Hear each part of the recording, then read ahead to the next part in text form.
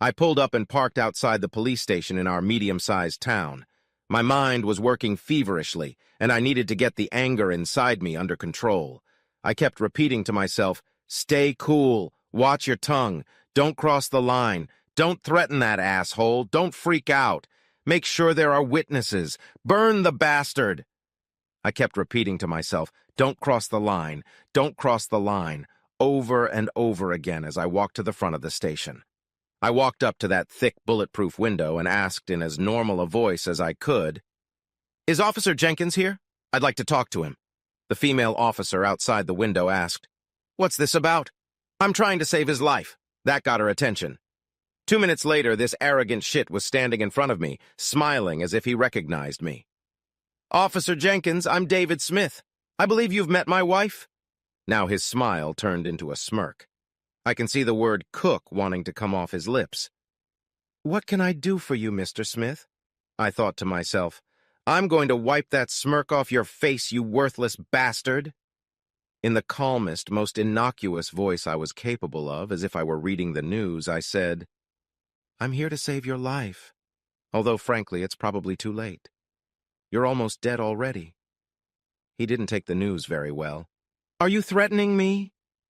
He put his hand on his gun as his 3 cop friends heard his words and headed in our direction. "You goddamn coward!" I raised my voice a little so his friends could hear. "Not at all. You've already killed yourself. I just want to make sure you don't kill anyone else." His buddies gathered around me, and the female officer behind the glass was watching the whole thing. I let my voice return to its normal, non-threatening level. "See, I saw you coming out of my house this morning. When I went inside, I found that the bed I usually sleep on was trashed, and you had left some stains on the sheets. My wife gave me your name, but now that I see you, I recognize you as the guy who slept with her. So I owe it to you to make sure you understand all the consequences of what you did. If you hit her, you coward, I'm going to put you away. I will drag you out and make you disappear." That's an interesting threat. I can only assume that your buddies here are not complicit in your plans to break the law. However, I didn't raise my hand against her, and I'm not threatening you. I'm just doing my civic duty to make sure no one dies unnecessarily, except, I suppose, you two. But there's nothing I can do about it now. His cop buddies were now crowding around me. "See, my wife is HIV positive, and I assume I slept with her without a condom." His buddies took a step back. "About 1.5 years ago, I came home early from a business trip, as I did this morning, and caught her with the guy she was working with. I kicked her out and divorced her. About 1 year later, she tested positive for HIV. The woman she was living with, just a friend from work, kicked her out of the apartment, and her parents disowned her. She showed up at my door with her bag in her hand, begging me to take her in. Well, she was my ex-wife by then, but it's still hard to turn my back on all those years together. So I let her stay in my guest room. I'll give her credit. For the first time in her life, she told me the truth. She told me about the positive test result. Needless to say, I haven't slept with her once since the day I kicked her out. I don't know when she got the virus, but I've been tested several times, and so far I'm still negative. Can't be too careful, right?" By this time, his buddies had retreated 2 more steps back, giving Officer Jenkins and me plenty of room, but they were listening intently. "So here's the thing. As far as I know, my ex hasn't made love in at least 6 months.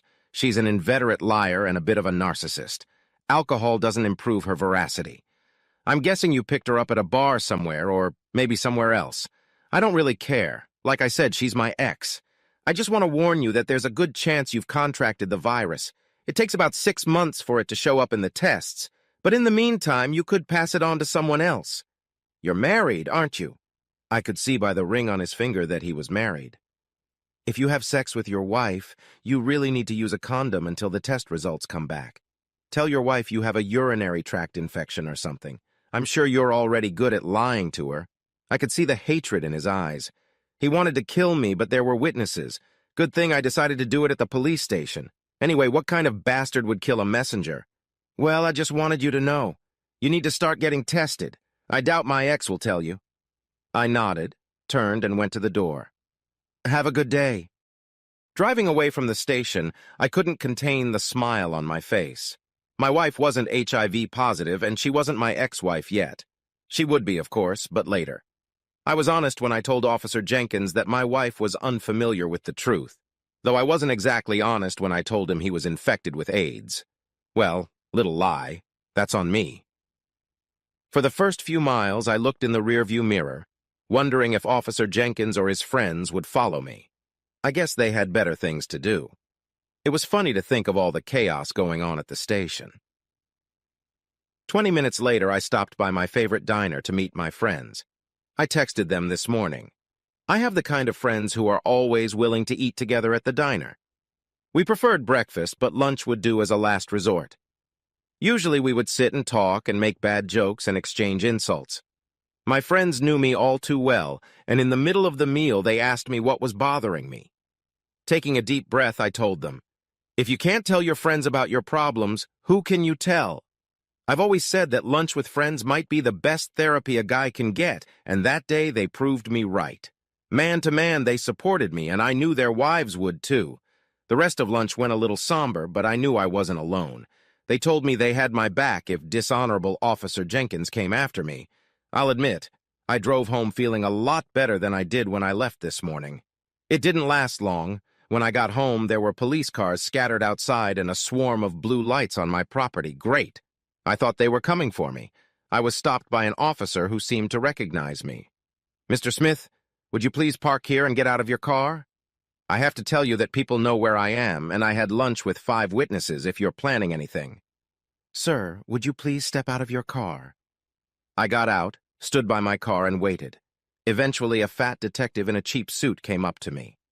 "Mr. Smith, could you tell me where you were today?" "As you probably know, I went to the police station this morning. Then I went to the diner to have lunch with some friends. I have witnesses who will confirm that I was there. I'd like to know their names, but you're not under suspicion at this time. So can you tell me what's going on, or are you going to keep me in suspense?" "Neighbors report that shortly before noon, Officer Jenkins drove across your front lawn and crashed his patrol car into your porch. He then entered your house. We assume there was some sort of confrontation.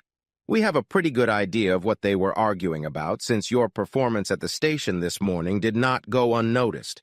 Neighbors heard 2 gunshots. We found your wife and Officer Jenkins dead in the living room. His service revolver was fired twice. My wife was dead, and the bastard was watching me to see my reaction. Not a suspect, my ass. He was trying to spin this as best he could to shield the police from any accountability. You can't live half your adult life with a woman and not feel anything when they tell you she's just been murdered. For the second time today, anger and grief overwhelmed me. I intended to divorce her, but I didn't want her to die. She's not really your ex-wife, is she? You're not really divorced, are you?" "No. And the whole thing was just a performance at the station this morning, designed to get back at Jenkins, wasn't it?" I looked him in the eye and said nothing. "Well, I think you got your revenge on both of them. Congratulations. If it were up to me, I'd lock you up. But technically what you did isn't against the law. It's just something you have to live with." "I'll be fine. I'm not a murderer. I'm not like your Officer Jenkins, who shot a woman in cold blood." It didn't take a trained detective to read the expression on the faces of the policemen standing around us. It was the second time today that I was glad to have witnesses. I watched the ambulance take 2 gurneys out of the house, each with a body bag on it. There was nothing for me to do there, so I got back in my car and headed for my lawyer's office. After all, I didn't need this divorce anymore, but I better be prepared in case someone decides that lying is a bigger crime than murder.